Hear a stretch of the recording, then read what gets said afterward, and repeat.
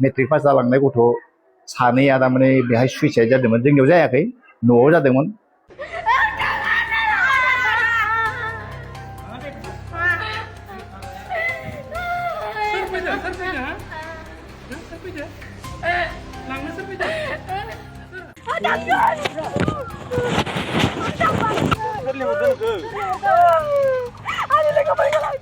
बे भिडिअ नुनाय जाथाया बिराद आसरित जाथावथाव आरोना माने नंगौना नङाथ' मिथिला नायनानैथ' नंगौ बायदिबो नुदों दा मिथिनाय बायदिब्ला जाथाया नैबेहाय जादों आरोना नैबे स्कुलाव बे स्कुलनि नामा ओरैहाय जपादं हाई स्कुल बाक्सा डिस्ट्रिक्ट आरोना बियो बेखौथ' नुखाजोब्बाय बे पादं नङा दै जपादंसो बे जाथाया ओरैबायदि नैबे नुबाय थानाय फरायसुलिया बे स्कुलनिनो ओमफ्राय बेनि मोदोमाव मानसि थैनायनि आत्माया थारमाने बेनि मोदोमाव हाबदो जाहैबाय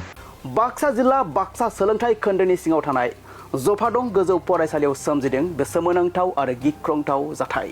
फरायसालिनि फरायसुलिफोरखौ हमदों जिउमा एबा प्रेत आत्माया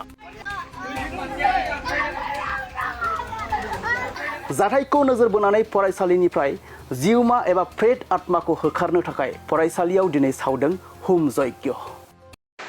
जाथायनि बागै जोंहा बे स्कुलनि गाहाय फोरोंगिरि सारा मा बुंलांखो नोंथांमोना भिडिअखौ नायनानै मिथिनानै लानो हासिगोन बाथ्रायाथ' हयथ' नंगौ नङा दा जोङो जिहेतु प्रमाण मोनबाय थांनाय सनिबार आरो नै दिनै सनिबार बे सप्तासे लागातार थारमाने जोंनि बे जपादं गोजौ फरायसालियाव हिन्जावसा गथ'फोरखौ माने थिग 15 जनसो गथ'फोरखौ थारमाने आक्रमण खालामबाय थादो बेनिफ्राय मानसिफ्रा थारमाने ओरैबायदि अबस्था जायो थारमाने भुता हाबोब्ला गथ'फ्रा थारमाने हमथाबाबो हमथाग'नो हायि जायो 8 जन ओरै गथ'फ्रा हमोबाबो हमथाग'नो हाया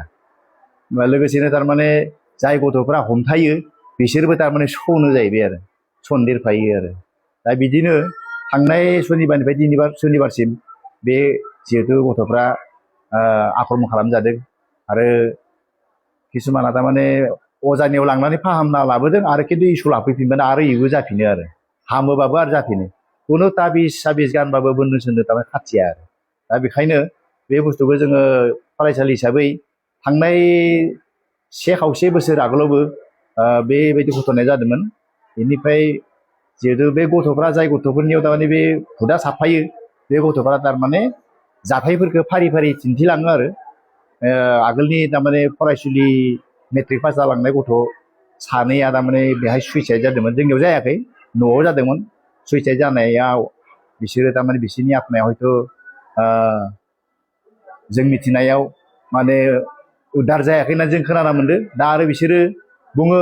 जाय गथ'फ्रा माने बेहाय फैनानै जाखांफैयो बे जाखांनानै जिहेतु हुदा हाबनायाव माने आं आमखिसो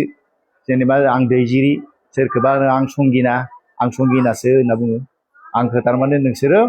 माबाबाबो खुनु दिन माने माबानो हाया आरो आं बिसोरखौ लांगोन आरो थांगोन ओरै होननानै बुङो आरो बेनिफ्राय बिदिनो माने जालांबाय थादों जाथाया बेनिफ्राय जोङो स्कुल हिसाबै एसे जारा फुखाफोर खालामदोंमोन खिन्थु जोङो खालामनायाव जों मैया मोनसे जायगायाव थांदोंमोन बेहाय जोङो एसे रिलिफ मोननाय बायदि मोनदों आरो बे बेलायावनो जोङो दिनै हम जयग खुंदों आरो बेखौ खनब्रै खालामनांगोननो बेनिफ्राय ओरैबायदिबो घटना जायो थारमाने बै हुदा हाबनाय गथ'नियाव बियो थारमाने